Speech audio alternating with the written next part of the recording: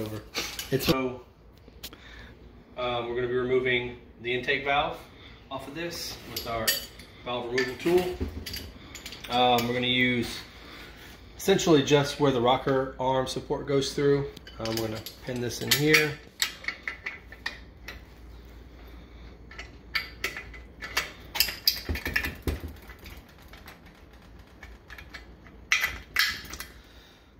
And then it's a matter of just compressing the springs.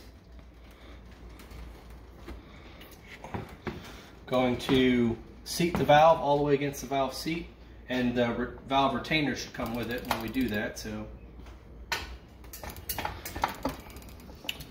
let's get this, encourage it a little bit. All right, so one retainer, two retainer. Now the valve, just go ahead and slide out of the valve guide. Intake valve. We'll just cylinder back up. And then we decompress the spring, so probably need a screwdriver to move the whole seat forward. I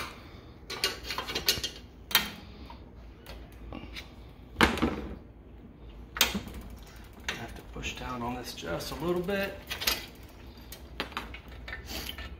Pull off. So this is the part of the sleeve that's going to hold our retainers in. Two of our valve springs, and then I have my magnet to make this easier. But the bottom support for the, I don't have a magnet.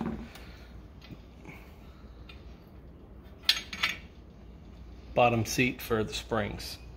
It's the valve guide, and that's it.